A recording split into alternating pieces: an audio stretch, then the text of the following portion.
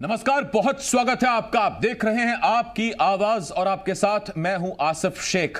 आपकी आवाज में आज बात बेलगाम होते कोरोना और कोरोना पर जारी सियासी घमासान की।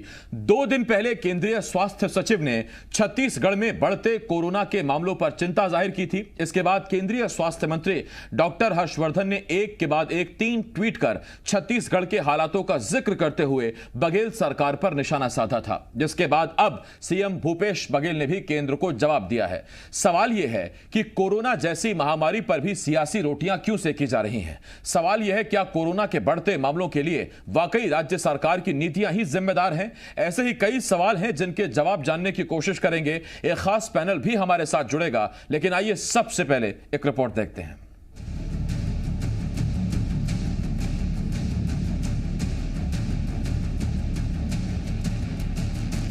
छत्तीसगढ़ में कोरोना से हालात बेकाबू होते जा रहे हैं। हालात अब तो ये हैं कि पिछले 3 दिनों से लगातार करीब 10,000 से ज्यादा पॉजिटिव मामले सामने आ रहे हैं। लगातार बढ़ते और बढ़ते मौत के आंकड़ों पर अब सियासत भी हावी हो गई है। एक दिन पहले केंद्रीय स्वास्थ्य मंत्री डॉक्टर हर्षवर्धन ने छत्तीसगढ़ की हालत पर चिंता जताते हुए बघेल सरकार पर निशाना साधा, तो अब सरकार ने भी केंद्र पर पलटवार किया है।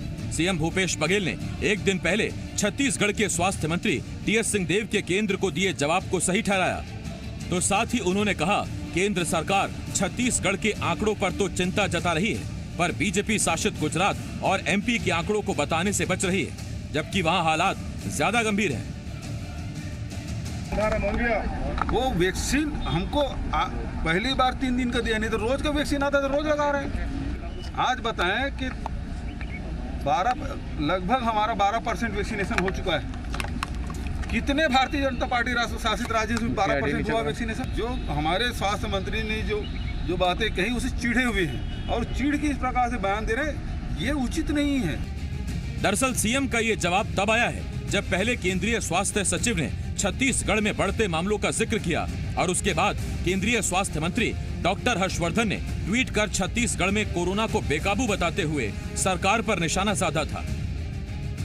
मगर अब सीएम के जवाबी वार पर छत्तीसगढ़ बीजेपी ने पलटवार किया है। नेता प्रतिपक्ष धर्मलाल कौशिक ने राज्य सरकार पर निशाना साधते हुए कहा कि बघेल सरकार सिर्फ केंद्र को कोसती है। हमारे केंद्रीय मंत्री ने, स्वास्थ्य मंत्री ने स्पष्ट कहा है कि हमें वैक्सीन के हमारे पास में कोई कमी नहीं है, जो डिमांड आ रही है दे रहे हैं। आप चीफ सेक्रेटरी से भी बातचीत हुई है, चीफ सेक्रेटरी ने कहा कि हमारे पास में पर्याप्त वैक्सीन है। इसका मतलब यह है कि केवल यहाँ के कांग्रेस के नेता केवल राजनीति करना चाहते हैं, आरोप लगाना चाहते हैं, और ये उचित नहीं है। ये आरोप लगाने का समय नहीं है। हम तो सहयोग करने को तैयार हैं। अब सवाल ये है, क्या वाकई जानबूझकर कांग्रेस शासित छत्तीसगढ़ के आंकड़े बताए जा रहे हैं? सवाल ये है, जब पीएम खुद टेस्टिंग बढ़ाने की बात करते हैं, ऐसे में क्या टेस्टिंग के यही आंकड़े सरकार के खिलाफ इस्तेमाल किए जा रहे हैं? और सबसे बड़ा सवाल यह है, क्या छत्तीसगढ़ में बढ़ते कोरोना मरीजों के लिए सरकार ने प्रभावी कदम उठाए हैं? Satyaprakash, C media, Raipur. और 2 खास मेहमान हमारे साथ जुड़ रहे हैं। हमारे साथ बीजेपी की तरफ से गौरीशंकर श्रीवास जी, कांग्रेस की तरफ से विकास तिवारी जी हमें ज्वाइन कर रहे हैं। गौरीशंकर जी, विकास जी, आपका बहुत बहुत स्वागत है। और अब से कुछ देर में हमें वरिष्ठ पत्रकार भी इस डिबेट में ज्वाइन करेंगे, लेकिन तब जबकि बात हो रही है तुलनात्मक मध्य प्रदेश गुजरात से छत्तीसगढ़ की, डिबेट शुरू करने से पहले आइए अब हम आपको बताते हैं कि फिलहाल क्या स्थिति है मध्य प्रदेश, गुजरात और छत्तीसगढ़ की। ये आपकी टीवी स्क्रीन पर ग्राफिक्स हैं। देखिए, इसमें सबसे पहले आबादी के हिसाब से अगर आप देखें तो छत्तीसगढ़ की आबादी है करीब करीब 2.8 करोड़, गुजरात की आबादी करीब करीब 6 करोड़ 80 लाख और मध्य प्रदेश की आबादी है करीब करीब 8 करोड़ या 8 करोड़ 20 लाख के आसपास की आबादी है। और ये आंकड़े हम आपको बता रहे हैं 8 अप्रैल तक के जो ये आंकड़े हैं, इसमें कल के ही अगर आप आंकड़े देखें तो मध्य प्रदेश में कल जो टेस्ट हुए हैं वो हुए हैं 33,400, छत्तीसगढ़ में टेस्ट हुए हैं 48,700, जबकि गुजरात में टेस्ट हुए हैं 1,34,800। कुल टेस्ट की बात करें तो छत्तीसगढ़ में अब तक 60,79,000 टेस्ट हो चुके हैं, गुजरात में 1 करोड़ 44 लाख टेस्ट हो चुके हैं, एमपी में 66,28,000 टेस्ट हो चुके हैं। ये 8 अप्रैल तक के आंकड़े हम आपको बता रहे हैं। और अब जरा हम आपको दूसरे आंकड़े दिखाते हैं इन तीनों प्रदेशों की तुलना करते हुए। इसमें हमने आपको बताया था कि कुल आबादी कितनी, इन तीनों राज्यों में आबादी के हिसाब से छत्तीसगढ़ सबसे छोटा स्टेट है। एक्टिव मामलों की अगर आप बात करें तो सबसे ज्यादा एक्टिव मरीज अभी छत्तीसगढ़ में है 68,125, गुजरात में 20,473, मध्य प्रदेश में 28,060, ये कल तक के आंकड़े हैं। जबकि मृत्यु की अगर आप बात करें तो अब तक छत्तीसगढ़ में 4,563 मौतें हो चुकी हैं, गुजरात में 4,655 और मध्य प्रदेश में 4,113। ये हमने आपको 3 राज्यों की तुलना दिखा दी है आंकड़ों के हिसाब से। तथ्यात्मक, इसमें कोई आरोप प्रत्यारोप वाली बात नहीं, तथ्यात्मक जो चीजें वो हमने आपके सामने रखी। अब हमारे साथ दोनों मेहमान जुड़े हुए हैं, कांग्रेस की तरफ से और बीजेपी की तरफ से। गौरीशंकर श्रीवास जी, आपसे मेरा पहला सवाल है, कल प्रधानमंत्री नरेंद्र मोदी ने तमाम मुख्यमंत्रियों से बात की थी, चर्चा की थी और उसके बाद अपने संबोधन में उन्होंने कहा था कि राज्य टेस्टिंग बढ़ाएं, इस बात से मत डरें कि कितने पॉजिटिव केस आ रहे हैं, क्योंकि जब टेस्टिंग बढ़ेगी, लोग पॉजिटिव आएंगे, उसके बाद ही हम कोरोना पर जीत हासिल कर पाएंगे। ऐसे में छत्तीसगढ़ जब टेस्टिंग बढ़ा रहा है, आंकड़े सामने आ रहे हैं, तो बतौर विपक्ष आप ही निशाना साध रहे हैं। जबकि पीएम ने यह भी कहा था कि आलोचना नहीं करें ऐसे राज्यों की जहां मामले सामने आ रहे हैं, कोई प्रतिस्पर्धा नहीं है। देखिए, हम किसी प्रकार से राज्य सरकार की आलोचना नहीं कर रहे हैं। यहाँ की जो वास्तविक स्थिति है इसका हम वर्णन कर रहे हैं और किसी भी संकट काल में सरकार की नीयत और नीति इस पे बात की जाती है। तो नीयत आप देखेंगे, सरकार की शुरू से इस आपदा में राजनीति करने के अवसर की रही है। कोरोना वैक्सीन से मैं लेकर चलता हूं तो प्रदेशवासियों को 1.5 महीने से ज्यादा वंचित किया गया, लगातार भ्रम की स्थिति पैदा की गई, ये कहा, मजाक तक उड़ाया गया, प्रदेश और देश के वैज्ञानिकों का अपमान किया गया कि भाजपा के नेता पहले वैक्सीन लगाए, प्रधानमंत्री जी वैक्सीन क्यों नहीं लगाते हैं। नतीजा देखिए, आज मैं आ रहा हूं रायपुर में 97 मौत हो चुकी है, लाश रखने की जगह नहीं। और नीति यह है कि प्रदेश में जिस तरीके से तैयारी की जानी चाहिए थी, जिस तरीके से प्रयास किए जाने थे रोकथाम के लिए, वो नहीं हुआ। वेंटिलेटर नहीं है, सिलेंडर नहीं है, अस्पतालों में बेड नहीं है।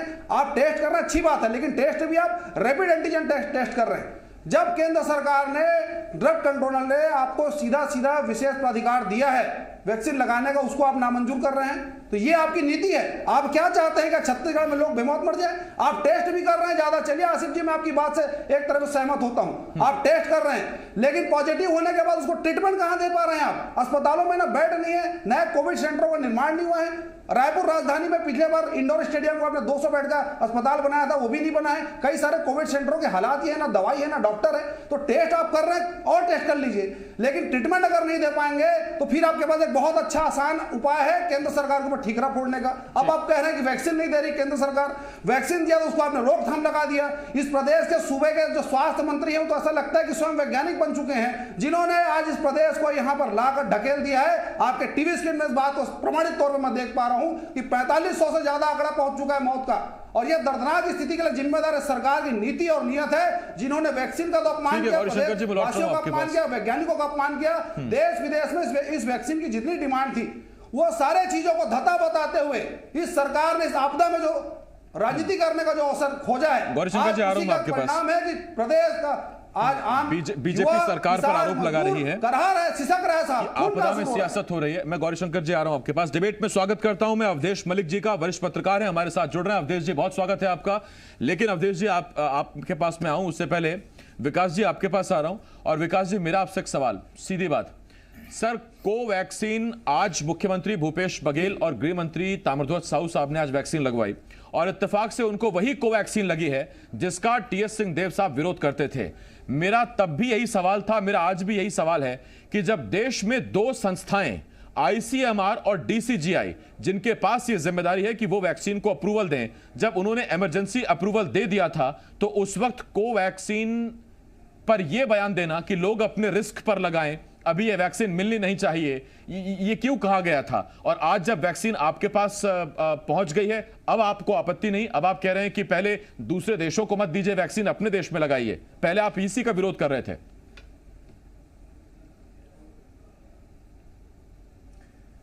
देखिए आसिफ जी, मैं आपके सभी बातों का और भाजपा के सभी सवालों का सिलसिलेवार जवाब देता हूं। कोरोना महामारी पूरे विश्व में अपने द्वितीय चरण पर है, सेकेंड स्टेज में ये अभी पहुंच चुका है और भयावह स्थिति ना केवल छत्तीसगढ़ की है, ना केवल भारत देश की, बल्कि संपूर्ण विदेश और विश्व में ये स्थिति व्याप्त है। तो एक दूसरे पर दोषारोपण करना, मैं कहता हूं, ये राजनीति का एक परंपरा है और वो होना भी चाहिए।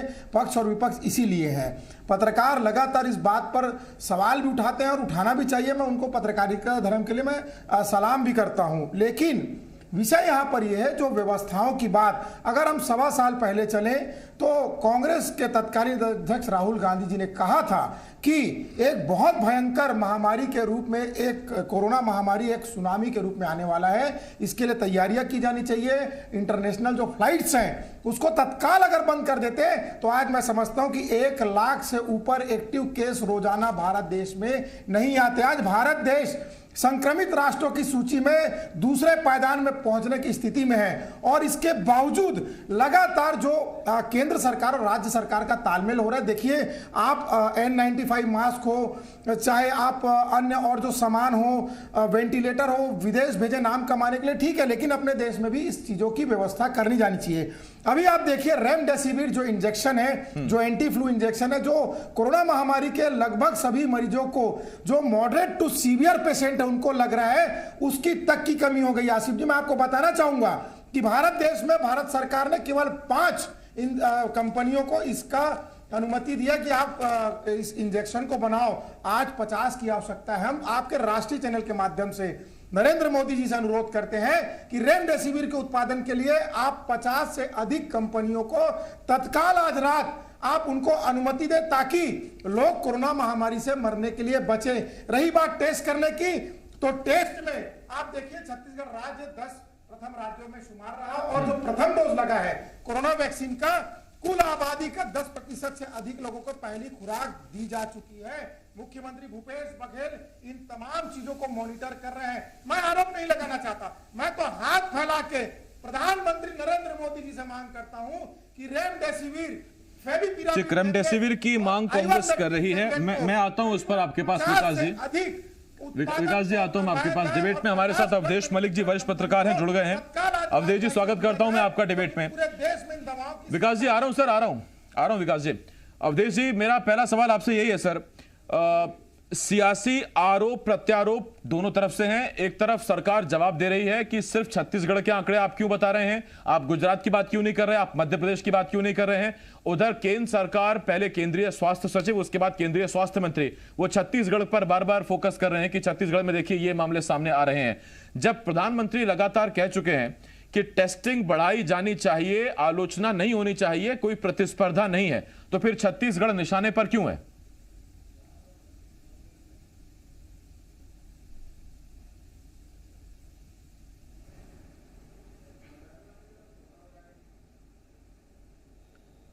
अवधेश जी, आपकी आवाज नहीं पहुंच रही सर। ठीक, अवधेश जी मैं लौटता हूं आपके पास। क्या छत्तीसगढ़ निशाने पर है या दरअसल छत्तीसगढ़ में व्यवस्थाएं इस किस्म की हैं, मरीजों को इलाज की गुणवत्ता इस किस्म की है कि छत्तीसगढ़ की स्थिति चिंताजनक है। नतीजा केंद्र सरकार को एक मेंटर के नाते, बड़े भाई के नाते चिंता जाहिर करनी पड़ रही है। गौरीशंकर जी, आपके पास आ रहा हूं सर। बाकी प्रदेशों में भी स्थिति बिगड़ रही है, हालात छत्तीसगढ़ में बिगड़ रहे हैं। छोटा राज्य होने के बावजूद लगातार मामले सामने आ रहे हैं और सबसे बड़ी बात, यहां लोगों की मौत हो रही है। टीएस सिंहदेव साहब ये चिंता जरूर जाहिर करते हैं कि यहां मॉर्टेलिटी रेट ज्यादा है, लोगों की मौत ज्यादा हो रही है, लेकिन बयान देने भर से जिम्मेदारी से पल्ला झाड़ा जा सकता है क्या? किसकी जिम्मेदारी है कि जल्द से जल्द लोगों का टेस्ट हो, उनका इलाज शुरू हो, ताकि वो इलाज कराकर ठीक हो जाए, उनकी मृत्यु ना हो? टीएस सिंहदेव जी, जब से लॉकडाउन लगा है और पिछले बार में जो कोविड का जो समय है, तब से सिर्फ बयानवीर बनकर ही वो चैनल पे बयान दे रहे हैं। हरकत कुछ नहीं हो रही है, ना किसी प्रकार से वो क्रियान्वयन कर रहे हैं, सिर्फ बयानवीर बनकर बड़ी बड़ी बातें हो रही है। और सबसे दुर्भाग्यजनक बात है, वही स्वास्थ्य मंत्री जी हैं जिन्होंने कोवैक्सीन को लेकर प्रदेशवासियों को गुमराह किया और उसका जवाब कांग्रेस के साथी मेरे विद्वान प्रवक्ता नहीं दे पाए, जवाब से भाग गए। आपने सवाल पूछा था। बात नंबर एक, विकास जी सुन लीजिए, आता हूं। विकास जी सुन लीजिए, आता हूं। रेमडेसिविर जो उसकी बात कर रहे हैं, नहीं सुनिए, पहले सुनिए। विकास जी एक मिनट सुनिए, मैं आता हूं आपके पास। विकास जी जवाब से भागे हैं सर। हाँ तो देंगे, अपने समझ दीजिए, आप अपने समझ दीजिए जवाब। मेरा समय मुझे बोलने दिया जाए। नहीं एक मिनट विकास जी, विकास जी एक मिनट, बोलने दिया जाए, विकास जी एक मिनट, मुझे बोलने दिया जाए। विकास जी एक मिनट सुन लीजिए, मैं आता हूं। विकास जी आपके पास जवाब देना आप। आसिफ जी जी, जिस मेडिसिन का ये हवाला दे रहे हैं साहब, उनको इन्हीं की सहयोगी पार्टी जिन्होंने महाराष्ट्र में गठबंधन कर सरकार बनाया, उद्धव ठाकरे जी ने बैन कर दिया, छत्तीसगढ़ में भेजने से मना कर दिया है। सरकार इनकी है, साथ में गठबंधन करके महा विकास अघाड़ी या महा वसूली अघाड़ी इन्होंने बना रखा है। मेडिसिन मंगवा ले। दूसरी बात आपने कही कि सरकार की प्राथमिकता क्या होनी चाहिए, सिर्फ एंटीजन टेस्ट करने से क्या लोगों का इलाज हो जाएगा? टेस्ट करने के बाद अगर कोई व्यक्ति पॉजिटिव होता है तो उसका क्या हाल है? प्राइवेट अस्पताल जा रहा है या लूट खसोट, सीधा जेब में डाका डाला जा रहा है, कोई मॉनिटरिंग नहीं है, ना कोई इसके लिए कोई आयोग गठन किया गया, ना कोई सेल है, ना कोई टोल फ्री नंबर है। अस्पतालों में खुलेआम लूट हो रहा है। स्वास्थ्य मंत्री जी सिर्फ बयान दे रहे हैं, मुख्यमंत्री जी गुमराह कर रहे हैं। आरोप पत्र हम नहीं जाना चाहते। 15 साल हमारी सरकार रही है, गुमराह करने की राजनीति हुई, बीजेपी आरोप लगा रही है। मैं लौट रहा हूं आपके पास गौरीशंकर जी, एक मिनट, किसी से कोई बातचीत, सत्ता का अहंकार, गौरीशंकर जी मैं आ रहा हूं आपके पास, गौरीशंकर जी मैं आ रहा हूं आपके पास, गलती को छुपा रहे हैं। स्वीकार कर लीजिए, माफी मांग लीजिए। ठीक, गौरीशंकर जी एक मिनट, पहले मैंने विकास जी को रोका, अब आप रुकिए सर। विकास जी मैं आपके पास आ रहा हूं।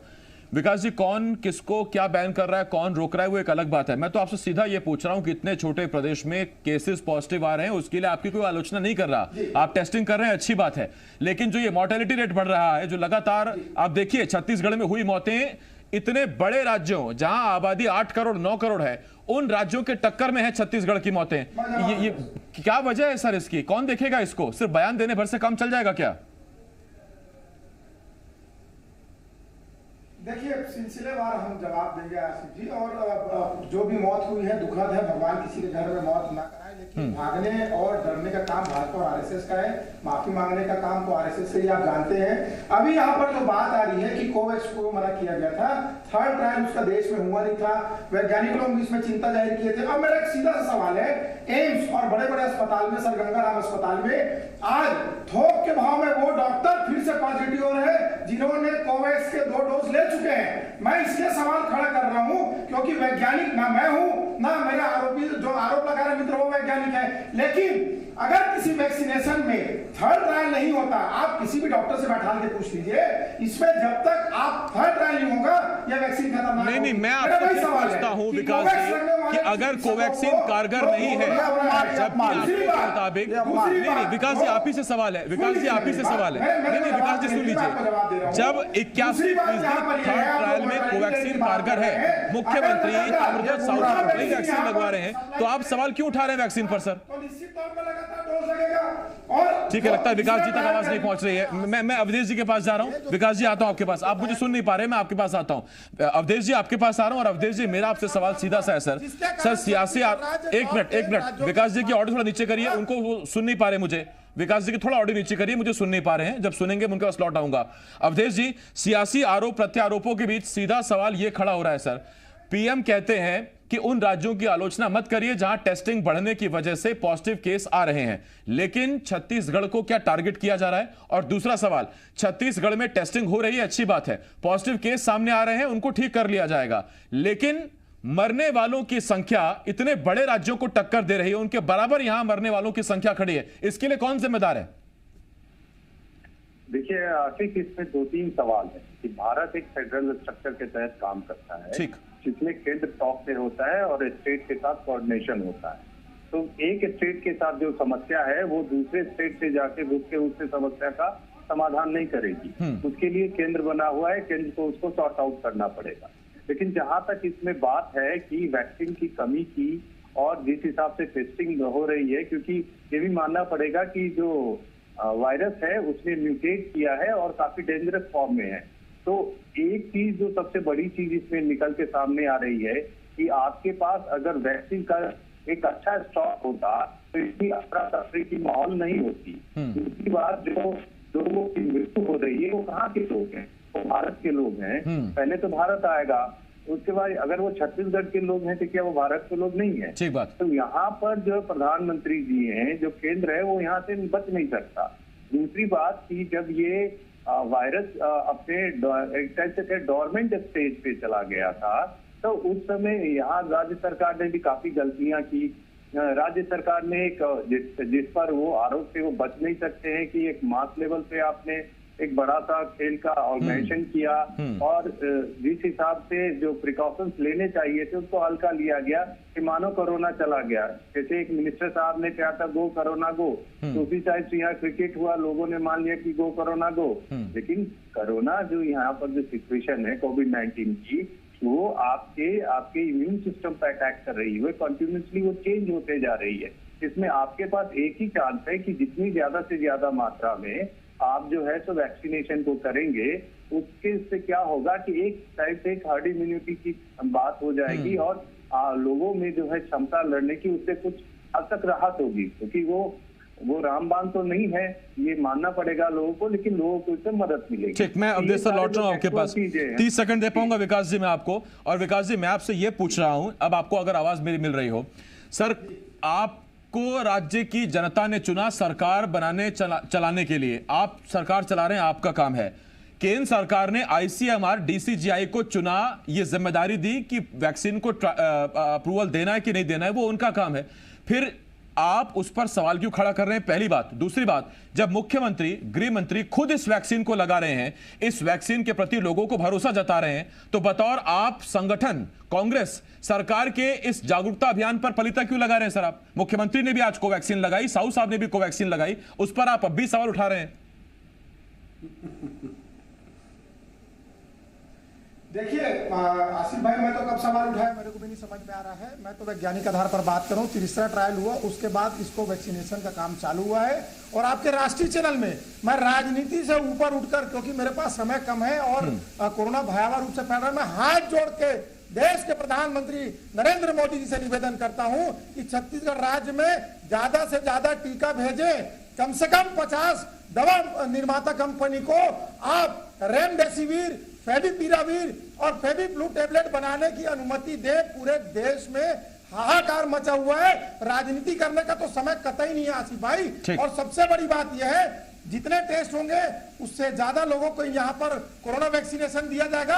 और आरोप प्रत्यारोप के लिए तो जीवन पड़ा है। बिल्कुल ठीक बात है, ये आपकी पते की बात है कि आरोप प्रत्यारोप के लिए जीवन पड़ा हुआ है। अब मैं 30 सेकंड गौरी शंकर जी को दे पाऊंगा। एक मिनट विकास भाई, विकास जी एक मिनट। ठीक, आप सर करबद्ध निवेदन कर रहे हैं, हम भी करबद्ध निवेदन कर रहे हैं जनता से, मास्क पहनिए, सैनिटाइजेशन रखिए, सोशल डिस्टेंसिंग का पालन करिए। गौरी शंकर जी, मैं आपके पास आ रहा हूं सर, आपको प्रधानमंत्री की नसीहत के मुताबिक राज्य सरकार की आलोचना नहीं, इस वक्त समर्थन करना चाहिए। आरोप प्रत्यारोप चलते रहेंगे, टेस्टिंग यहां हो रही है, अच्छी खासी हो रही है, इसको बढ़ावा मिले, उस पर आपको समर्थन करना चाहिए। एक दूसरे के समर्थन से ही इस वक्त हम आगे बढ़ेंगे। और ये बात ठीक है कि आरोप प्रत्यारोप के लिए अभी बाकी जिंदगी पड़ी है, रहेंगे तो आगे भी करते रहेंगे। देखिए आसिफ भाई, हम आरोप नहीं लगा रहे हैं, सारी चीजें प्रमाणित है। विपक्ष होने के नाते हमारी जिम्मेदारी है, जनता ने विपक्ष को कार्यभार सौंपा, हम सरकार को जगाने का काम कर रहे हैं और बता रहे हैं। दूसरी बात, सरकार ने अभी तक विपक्ष के नेताओं से ना सलाह लिया है। 15 साल जहां पर हमारा सरकार है, इतने बड़े लंबे समय तक मुख्यमंत्री रहे हैं रमन सिंह जी, ना उनसे कोई बातचीत, ना भाजपा नेताओं से बातचीत। सत्ता का हनक बोलिए या जिद बोलिए, इस प्रकार से वैक्सीनेशन को बदनाम किया गया। आपके चैनल में बोल दिया गया कि एम्स के डॉक्टर को फिर से हो गया कोरोना। तो ये कहीं ना कहीं दिमाग में है, जो कहीं ना कहीं पार्टी के प्रवक्ता परीक्षित कर रहे हैं। दूसरी बात, यहां पर जो पत्रकार महोदय ने कहा कि रोड सेफ्टी में, तो रोड सेफ हो गया है, इंसान सेफ नहीं है आज की डेट में। यही हाल है, ये नीति और नियत वाली बात है। यहाँ पे कहीं राजनीति का कोई स्थान नहीं है। लेकिन सरकार अपनी जिम्मेदारी हो रही है। क्या सवाल यह है कि सामूहिक आयोजन सिर्फ बघेल सरकार ने कराए हैं? क्या राज्यों में चुनाव प्रचार नहीं हो रहा है? क्या वहां बीजेपी प्रचार नहीं कर रही है? क्या वहां कांग्रेस प्रचार नहीं कर रही है? टीएमसी प्रचार नहीं कर रही है? अगर ये सिर्फ डिबेट में कहने से अगर हल हो जाए तो बात अलग है, लेकिन जब धरातल पर ये अपने अपने पर आता है तो फिर कोई इनको नहीं देखता। वक्त मेरे पास खत्म हो गया, इसी उम्मीद के साथ कि आप भी थोड़ा ख्याल रखेंगे, जनता भी अपना ख्याल रखे, अपनी जान की हम खुद जिम्मेदार हैं। बहुत